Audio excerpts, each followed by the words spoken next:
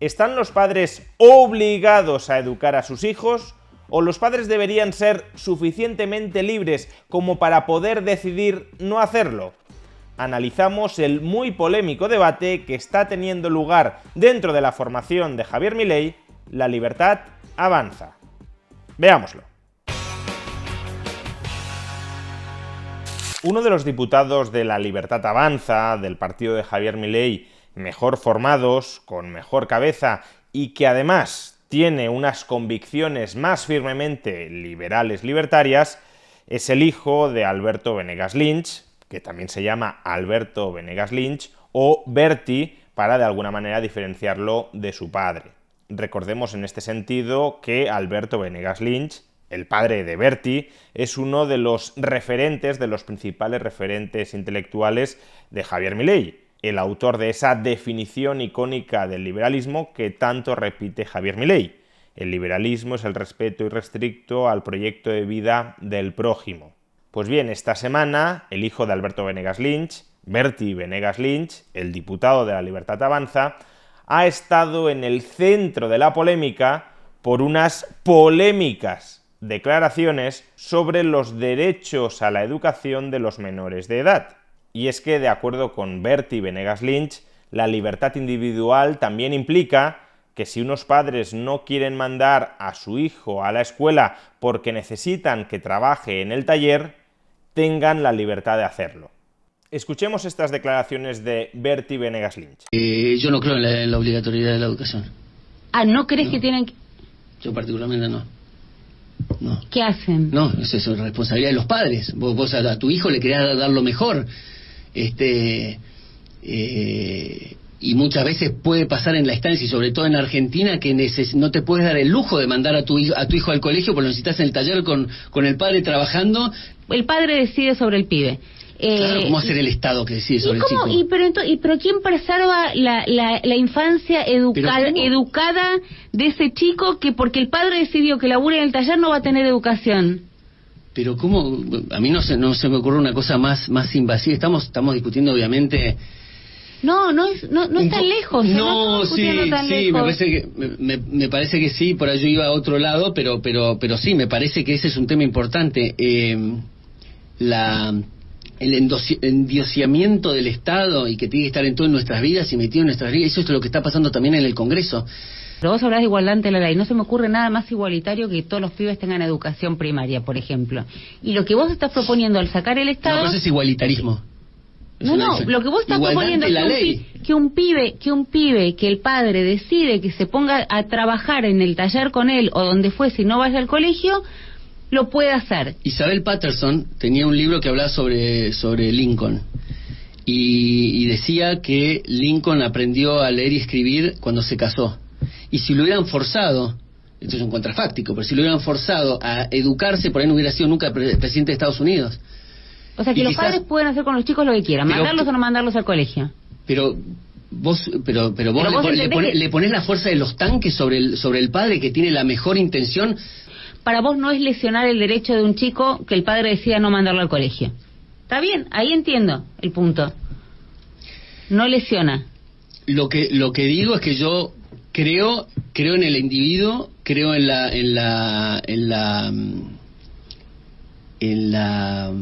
las decisiones que tomemos de nuestra vida y que el Estado está solamente para proteger derechos individuales y impartir justicia. Hay que comenzar reconociendo que la filosofía política liberal es una filosofía política concebida para adultos. De hecho, la economista y también filósofa Deirdre McCloskey tiene un artículo precisamente diciendo esto, que el liberalismo es adultismo. Es decir, el liberalismo consiste en tratar a las personas como adultos. Tú eres una persona que se responsabiliza sobre su vida y sobre las decisiones que tome en su vida, y por tanto yo te tengo que tratar como tal, te tengo que tratar como un adulto, no como un niño cuya acción voy a tutelar como si no fuera suficientemente responsable. De ahí que el liberalismo también sea una filosofía política emancipatoria, porque los individuos, al ser tratados como adultos responsables, se emancipan de la tutela que el Estado u otras personas a través del Estado quieren imponer sobre sus vidas. Ahora bien, que el liberalismo sea una filosofía política para adultos, concebida, pensada, reflexionada para adultos, vive y deja vivir, respétame a cambio de que te respete. Que el liberalismo sea una filosofía política para adultos también significa que históricamente los filósofos políticos liberales han reflexionado muchísimo menos sobre cuál es la posición de aquellas personas, de aquellos seres humanos que no son adultos dentro de un marco político liberal. Es decir, han reflexionado menos sobre cuáles son los derechos y las obligaciones de los no adultos, de los niños. No es que ningún liberal haya reflexionado en absoluto sobre esta cuestión. De hecho, uno de mis filósofos liberales favoritos, Loren Lomaski, en su libro más importante, Person's Rights and the Moral Community, dedica justamente un capítulo a analizar el estatus moral y jurídico de los menores de edad, de los niños. Pero creo que es muy evidente que toda la tinta y todas las páginas que a lo largo de siglos han dedicado los filósofos políticos liberales a reflexionar sobre los derechos de los adultos no han encontrado un parangón lejanamente similar a la extensión de sus reflexiones sobre los menores de edad. Y esto puede conducir a lo que, a mi juicio, es un error. Es decir, a trasponer el muy rico, muy fundamentado y muy riguroso análisis que la filosofía política liberal ha efectuado sobre los derechos de los adultos a analizar la casuística de los menores de edad, que es justamente lo que está haciendo Bertie Venegas Lynch en este vídeo. Si una persona adulta prefiere trabajar a estudiar, tiene la obligación de estudiar en lugar de trabajar. ¿Puede el Estado coaccionarle a que estudie cuando él libremente, soberanamente escoge trabajar? Pues no, el Estado no debería poder coaccionar a esa persona adulta a estudiar cuando ella escoge, en el uso de su libertad, trabajar. El Estado y otras personas deberían respetar irrestrictamente las decisiones adultas que adopta esa persona. Ahora bien, que esta respuesta sea válida, sea la respuesta correcta en el caso de los adultos, no significa que sea necesariamente la respuesta correcta en el caso de los niños, o que debamos buscar razonar en términos muy similares cuando estamos hablando de los niños, es decir, de los menores de edad, es decir, de personas que socialmente reputamos como no suficientemente maduras para que tomen dentro de esa comunidad política decisiones responsables. Un niño es una persona a la que socialmente no se le reconoce capacidad plena de obrar porque consideramos, y desde un punto de vista biológico es así, que todavía no cuenta con la suficiente madurez como para entender cuáles son las consecuencias de sus acciones y responsabilizarse de ellas. Y si una persona no se responsabiliza de las consecuencias de sus acciones, entonces sus acciones han de estar tuteladas, han de estar sometidas a tutela. Tiene que haber un tutor que se responsabilice de las acciones que toma, que adopta su pupilo, es decir, el menor. Y precisamente porque el tutor se responsabiliza de los daños que, por ejemplo, pueda generar al interactuar socialmente esa persona que todavía no es adulta y que por tanto todavía no es en sí misma responsable, le traspasa su responsabilidad al tutor, el tutor también cuenta con una potestad sobre el pupilo a la hora de orientar sus acciones, es decir, de aquellos contextos sociales en los que ese menor se desenvuelve, en los que ese menor está presente e interactúa con otros. Por tanto, y por recapitular lo que he intentado argumentar hasta aquí, un menor de edad, un niño, no es una persona enteramente libre dentro de la sociedad porque no es una persona que pueda comprender íntegramente las consecuencias de las acciones, de las decisiones que tome y por tanto no puede responsabilizarse de ellas. Y si una persona no se responsabiliza de las consecuencias de sus acciones, no puede disfrutar de plena libertad para determinar sus acciones, dado que no se responsabiliza de sus consecuencias. Eso implica que todo menor ha de estar sometido dentro de una sociedad a una tutela.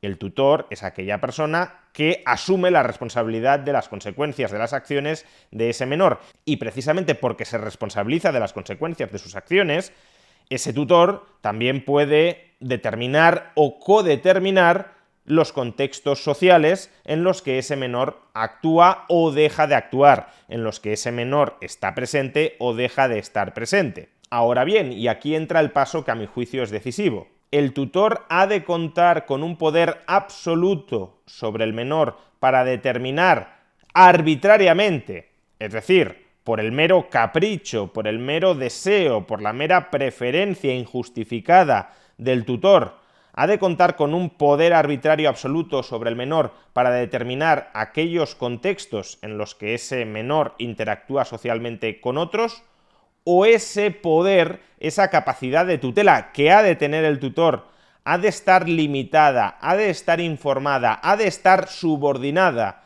a otros propósitos más elevados que meramente su capricho, que meramente su preferencia.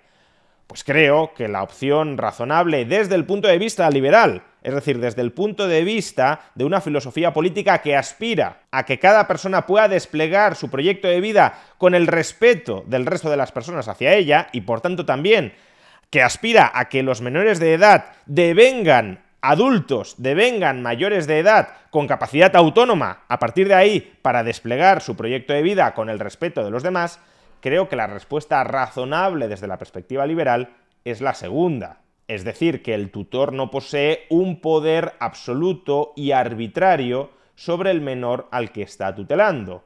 Al contrario, ese poder está subordinado a un fin más elevado, que es el de facilitar el desarrollo y la progresiva emancipación como adulto de ese menor. Por ejemplo, un tutor podría decir: como yo no quiero meterme en líos, voy a encerrar a este niño entre 4 paredes durante toda su vida, y así seguro que no genera daños sobre terceros y por tanto yo no me tengo que responsabilizar de esos daños sobre terceros que, si no estuviese encerrado entre estas 4 paredes, ese menor generaría. ¿Esta actitud del tutor sería justificable desde un punto de vista liberal? Desde mi punto de vista, no, en absoluto.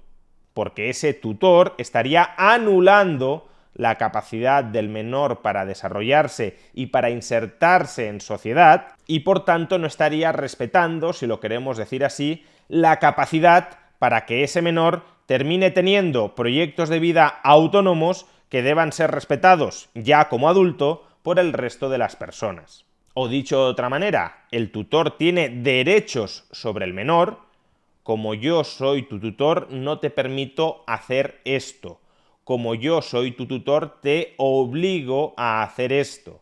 Pero esos derechos que el tutor tiene sobre el menor van indisociablemente vinculados a las obligaciones que el tutor tiene hacia el menor. Yo no te permito hacer esto o yo te obligo a hacer esto porque creo que estas obligaciones o estas prohibiciones que te impongo son la mejor manera de que te desarrolles, de que madures y de que por tanto te termines convirtiendo en un adulto responsable que ya no necesite de mi tutela.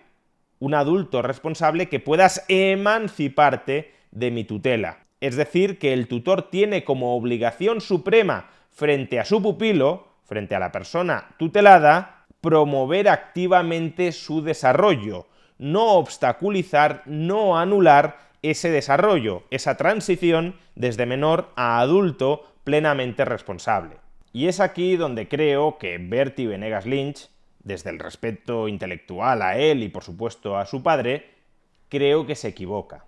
Cuando dice que los padres han de tener libertad para no enviar a sus hijos a la escuela, sino mandarlos al taller como alternativa a la escuela, lo que tiene prioridad ahí no es la libertad del padre como tutor frente al hijo. Lo que desde un punto de vista liberal debería tener prioridad ahí no es la libertad del padre como tutor frente al hijo para poder organizar arbitrariamente la vida del hijo como al padre le gustaría o le conviene crematísticamente que el hijo la viva.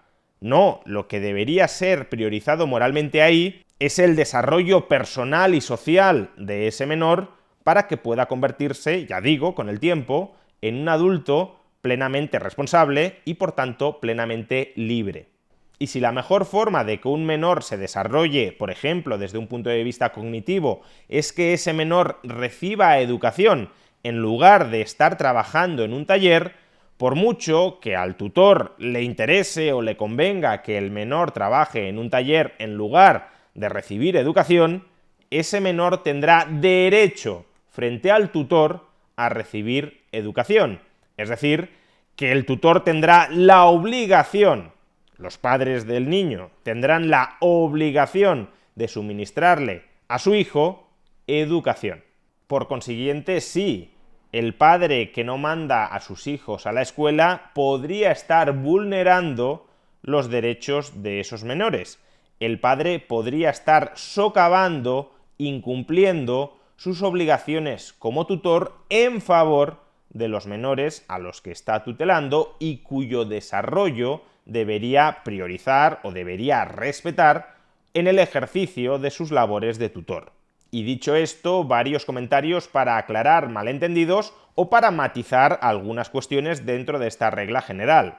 En primer lugar, la relación jurídica es entre el menor y el tutor, entre los padres y los hijos, no entre el menor y el Estado o entre los padres y el Estado.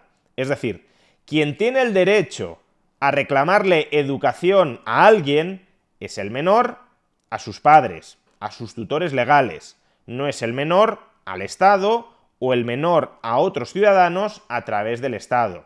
Y quien tiene la obligación de suministrarle educación a ese menor es su tutor legal, no es el Estado. Por tanto, la igualdad ante la ley de los menores no se consigue, como sugería la entrevistadora, porque todos los menores tengan el mismo derecho frente al Estado a que el Estado les pague la educación. No, la igualdad ante la ley se consigue porque todos los menores tienen derecho a recibir una buena tutela por parte de sus tutores legales, normalmente sus padres. Y de nuevo, normalmente una buena tutela, una tutela que promueva el desarrollo de ese menor hasta convertirlo en un adulto emancipado, normalmente una buena tutela implicará que los tutores legales deban proporcionarle educación a ese menor. En segundo lugar, la obligatoriedad de que el tutor proporcione educación a su pupilo, al menor de edad, no equivale a que esa educación deba ser suministrada obligatoriamente a través de la escuela y mucho menos a través de escuelas estatales. Es decir, educación obligatoria no equivale a escolarización obligatoria. De ahí que, por ejemplo, y bajo ciertas condiciones, el homeschooling, la educación en casa, pueda ser un medio perfectamente adecuado para que el tutor cumpla con su obligación de proporcionar educación al menor.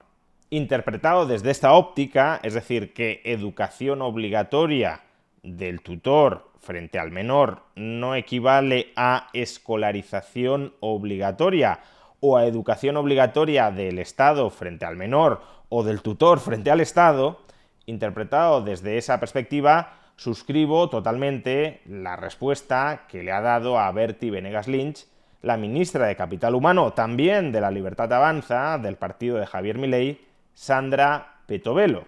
Escribe Sandra Petovelo: la educación obligatoria fue propuesta en el contexto del pensamiento humanista liberal justamente para promover la libertad de los menores tutelados por adultos.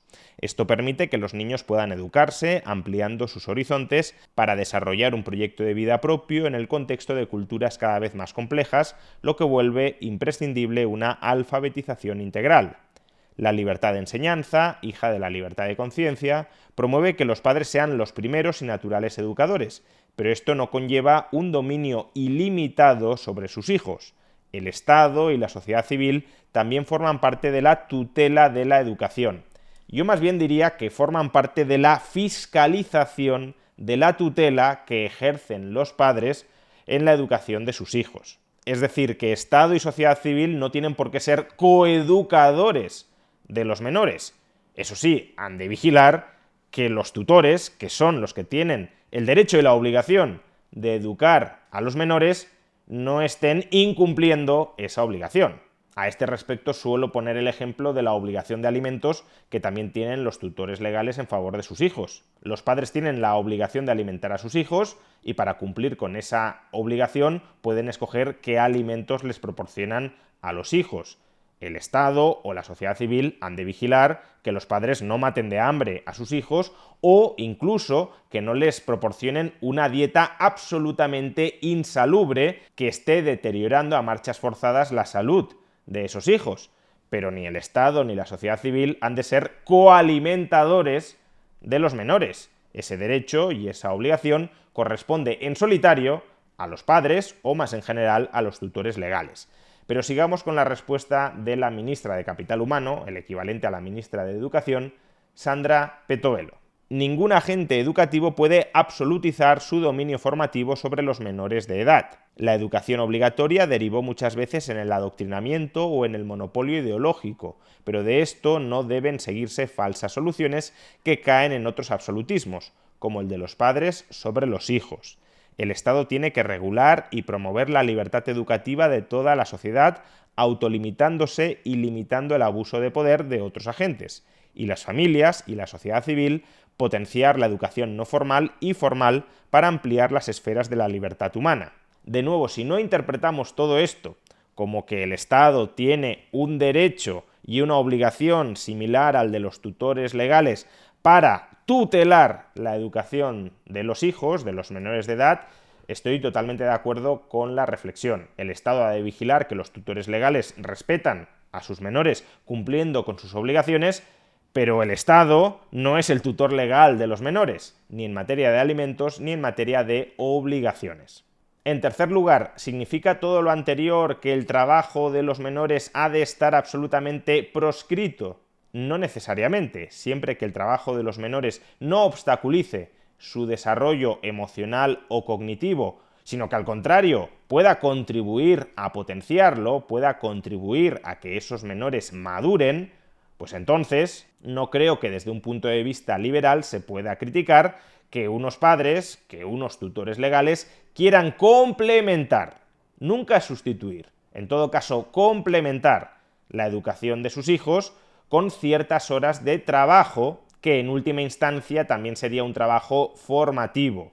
Lo que no debería suceder es que los padres instrumentalicen a los menores en perjuicio de su desarrollo personal para mejorar las finanzas de los padres. Los padres no son acreedores de los hijos, son deudores o fundamentalmente deudores frente a los hijos.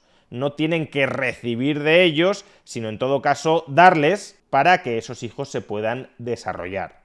Y por último, ¿qué sucede en el supuesto de que unos padres o unos tutores legales no cuenten con recursos económicos suficientes para cumplir, para respetar la obligación de educación que tienen hacia sus hijos? De entrada y en general, si una persona tiene una obligación frente a otra y no puede cumplirla de manera no culpable, es decir, no es su responsabilidad personal el estar incapacitado para hacer frente a esa obligación, pues entonces como mucho surgirá un derecho de indemnización del acreedor frente al deudor, de la persona que tiene un derecho frente a la persona que tiene la obligación que no puede cumplir, pero no habrá forma de que esa persona que está incapacitada para cumplir esa obligación la termine cumpliendo. Aplicado al debate que nos ocupa, si unos padres tienen la obligación de proporcionarles educación a los hijos y no cuentan con recursos para cumplir con su obligación de proporcionar educación a sus hijos, no habrá forma en la que los padres por sí solos puedan cumplir con esa obligación de proporcionar educación. Pero es aquí donde acaso puedan participar terceros agentes, ya sea el Estado o de manera mucho más ideal dentro de una filosofía política liberal, la sociedad civil. Si una sociedad valora que todos los menores adquieran educación, porque una sociedad educada es una sociedad mucho más convivible y mucho más próspera, la sociedad civil, ya sea de manera voluntaria y autoorganizada o de manera subóptima desde un punto de vista liberal a través del Estado, puede proporcionarle a esos padres, a esos tutores legales que no pueden hacer frente a la obligación de educación para con sus hijos, para con sus menores tutelados, les pueden proporcionar los recursos que necesitan para ello. No para otros fines, sino expresamente para ese fin, para que puedan hacer frente a la obligación de proporcionar educación a los menores. Pero eso no significa que la obligación sea del Estado o de la sociedad civil. La obligación es del tutor frente al menor. Cuestión distinta es que sea la sociedad civil o el Estado quien le proporcione esos recursos al tutor para que haga frente a la obligación frente al menor. En definitiva, el liberalismo es ante todo una filosofía política para adultos, y eso ha provocado que, históricamente, a lo largo de su desarrollo, no haya reflexionado suficientemente con la situación jurídica de los menores. Y en muchas ocasiones los liberales cometen o cometemos el error de querer transponer íntegramente las reflexiones moralmente correctas que hemos alcanzado para con los adultos al caso de los menores, y no necesariamente el análisis ha de ser similar. En el caso que nos ocupa, un liberal libertario podría caer en el error de pensar que los padres no tienen la obligación de proporcionar educación a sus hijos porque los padres han de ser libres para decidir si quieren o no quieren proporcionarle educación a sus hijos. Pero son esos hijos, como menores tutelados por los padres, quienes tienen derecho a recibir la educación costeada por los padres o proporcionada directamente por los padres. Se trata de hecho de una obligación instrumental de la tutela para conseguir que los menores se conviertan en mayores de edad, es decir, se conviertan en adultos emancipados de la tutela de los padres. Y por tanto, aquellos padres que no cumplan con la obligación de proporcionar educación genérica para facilitar su desarrollo, su madurez y por tanto su emancipación, estarían incumpliendo con obligaciones que son inherentes al ejercicio de esa institución de tutela. Y todo esto diría que no es que sea compatible con el liberalismo, sino que es consustancial al mismo, porque si los menores no se desarrollan, los menores no devendrán adultos que puedan perseguir autónomamente dentro de la sociedad aquellos proyectos de vida que deban ser irrestrictamente respetados por los demás. Y por consiguiente, aquellos que se hacen cargo de velar por el adecuado desarrollo de los menores en adultos, es decir, los tutores legales, están obligados a poner los medios y a no quitar los medios para lograr ese adecuado desarrollo hacia la madurez. Y nada de esto significa, sino más bien todo lo contrario, que el Estado deba arrebatar o deba suplantar a los padres en la educación de los hijos. Lo único que tiene que hacer el Estado es velar, es vigilar, es fiscalizar que los padres no están incumpliendo su obligación de medios de educar a los menores. El Estado no ha de ser quien decida cómo los padres deben educar a los hijos, ni mucho menos ha de expropiar la tutela a los padres para quedársela a él y poder configurar el propio Estado, las élites políticas, cómo ha de ser la educación de los hijos. Los hijos tienen derecho frente a sus padres y los padres tienen obligaciones frente a los hijos, y ahí el Estado únicamente existe para velar, como en cualquier otra relación entre partes en la que existan derechos y obligaciones, para velar que esos derechos y esas obligaciones de carácter personal se terminan cumpliendo. En materia educativa, el Estado no tiene que hacer más que eso, pero tampoco, al menos mientras siga existiendo Estado, menos que eso.